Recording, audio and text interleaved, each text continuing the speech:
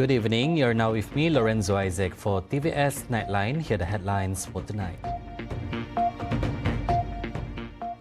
Switzerland seeks to strengthen ties with Sarawak through multilateralism, protection, agreements, and economic partnerships. Corruption in enforcement agencies threatens national stability, says Prime Minister Dato Sri Anwar Ibrahim. And in world news, South Korea faces devastating wildfires with 4 dead and thousands of hectares burned.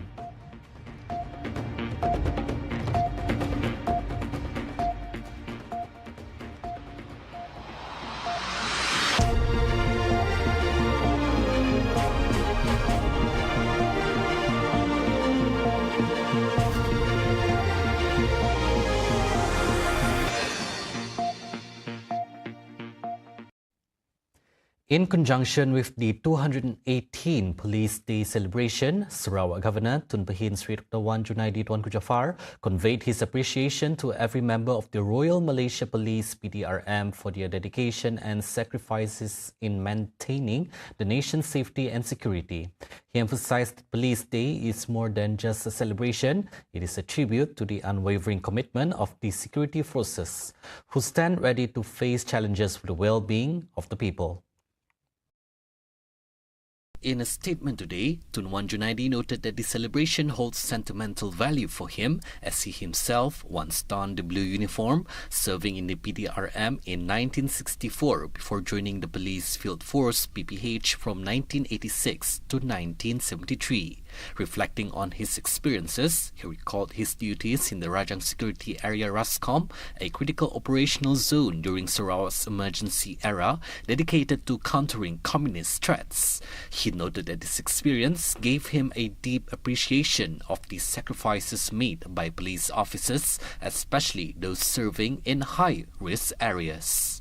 Tun Wan Junaidi also said that peace and security enjoyed today is the result of the tireless efforts and ongoing sacrifices of the security forces. He called on the community to extend unwavering support to PDRM, aligning with this year's celebration theme, Police and Community Shared Security.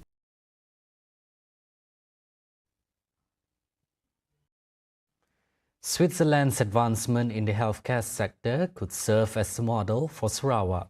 Sarawak Deputy Premier Dato' Amar Dr. Sim Kui Hian highlighted Sarawak's keen interest in Switzerland's healthcare advancements, particularly as it is home to 2 of the world's top pharmaceutical companies, Novartis and Roche. But more interestingly is a follow through of some of our visits to Switzerland. They have these 2 very big drug company called Novartis and Roche. They are top 10 company in the world, and then as some of these things are being followed through, some of the research and all these things are followed through, and we also want to see what else we can do apart from what we are doing now, because we constantly need to making sure that we got progress. He was speaking to reporters after receiving a courtesy call from the Swiss ambassador to Malaysia, Chantal Moser, at Wisma Bapa Malaysia earlier today. Meanwhile, Chantal Moser said her discussions with the Sarawak government explored new areas of cooperation between Switzerland and Sarawak, including strengthening joint efforts that have been or are currently underway. It's my first visit to Sarawak, and the purpose of the visit is very much focused on sustainability, and also exploring the scope of our cooperation and following up of visits of delegations from Sarawak that went to Switzerland previously, including the Deputy Premier who was there last year. And so the conversation is all about looking what kind of collaboration we can develop, what exists already, what can be deepened, and where we can work together, and also learn about Sarawak's efforts in terms of sustainability, in terms of renewable energy. Switzerland is looking into three main areas to enhance collaboration with Sarawak, including an agreement on protection and the strengthening of multilateralism principles. Swiss Ambassador to Malaysia, Chantal Moser, said this initiative is part of Switzerland's ongoing efforts to broaden diplomatic and economic ties with Sarawak.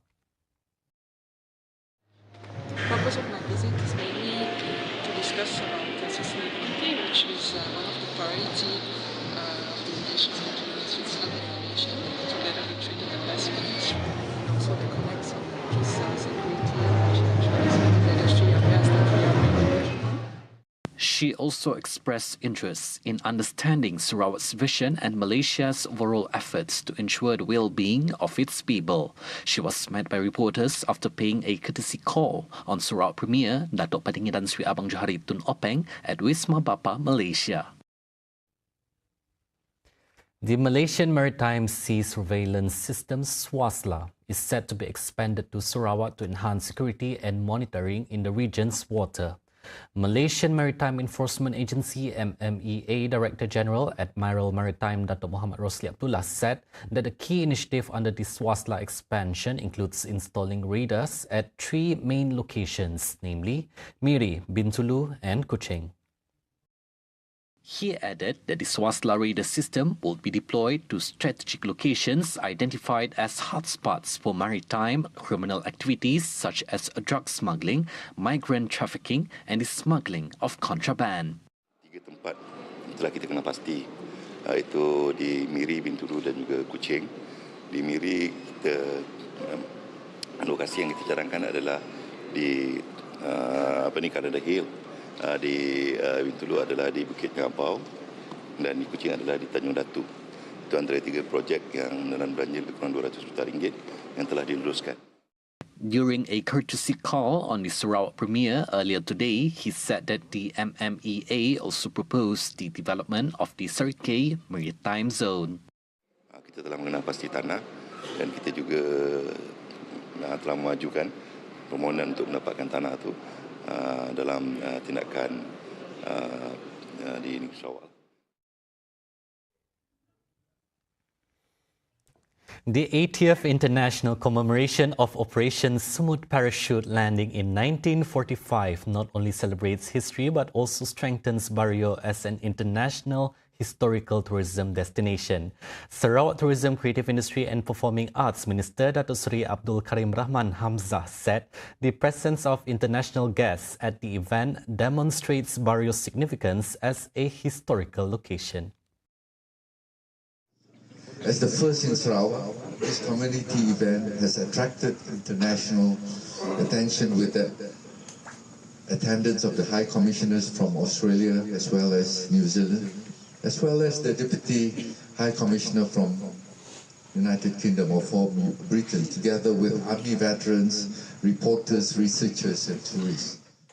During the event held in Bario Memorial Park earlier today, Karim said that it not only honors the Special Unit Z team who fought to free Sarawak from the Japanese occupation, but also appreciates the support and sacrifice of the Kelabit community who played a crucial role in Operation Smooth. That is the reason why when we come to events like this, we are very, very honored to see the presence of those from these 3 nations coming over to also be with us.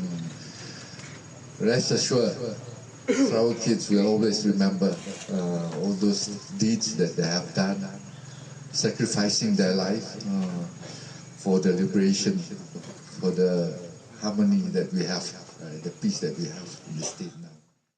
He also announced that his ministry has approved a grant of 100,000 ringgit for the organization of the event. With full support from the government and local community, this commemorative event will continue to be held annually to ensure future generations appreciate the history and sacrifices made by those who fought for the independence and peace of Sarawak.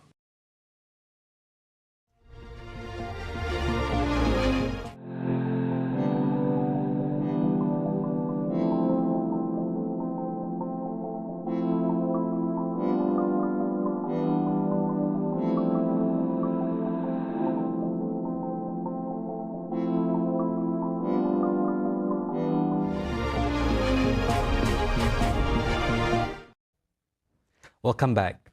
Corruption within enforcement agencies cannot be left to fester as it threatens national stability.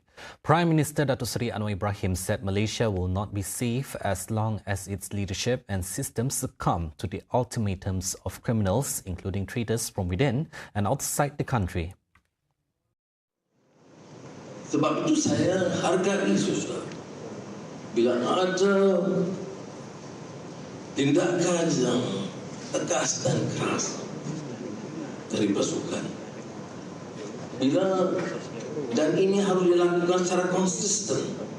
Saya yakin, saudara, bila kita bicara soal pembanterasan rasuah dan tata kelola, sekiranya agensi penguasaan kita, BRM dan lain-lain, secara tegas dan keras untuk 1-2 tahun ini tidak tolak ansur sama sekali, tidak peduli pangkat mereka dan pengaruh mereka, ambil tindakan sekeras-kerasnya, insya-Allah.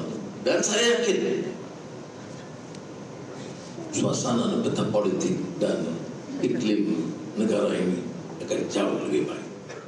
In the meantime, Anwar commended the dedication of enforcement teams and agencies in effectively tackling cross-border crime.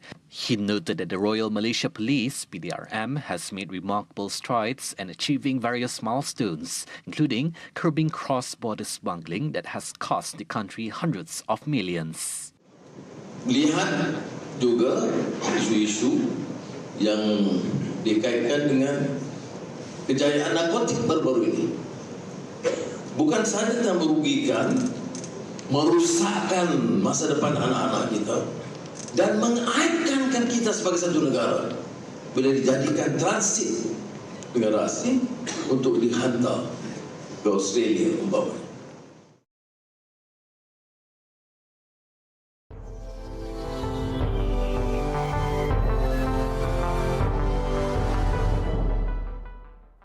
On to world news. Deadly wildfires in South Korea worsened overnight as dry, windy weather hampers efforts to contain one of the country's worst ever fire outbreaks. Officials today said more than a dozen different blazes broke out over the weekend, with the safety minister reporting thousands of hectares burned and 4 people killed. In Uyseong, the sky was full of smoke and haze. Interior and Safety Minister Ko Ki-dong said the wildfires have affected approximately 14,700 hectares, with damage continuing to grow. Ko added that more than 3,000 people have been evacuated to shelters, with at least 11 people seriously injured. According to him, strong winds, dry weather and haze are hampering firefighting efforts. Meanwhile, workers at a local temple were attempting to move historical artifacts and cover up Buddhist statues to protect them from possible damage. The Interior and Safety Ministry said more than 6,700 firefighters have been deployed to battle the wildfires, with nearly 2/5 of the personnel dispatched to Uyseong. The government declared a state of emergency in 4 regions, citing the extensive damage caused by simultaneous wildfires across the country. Those were the updates on TVS Nightline. I'm Lorenzo Isaac. Thank you for watching and have a good night.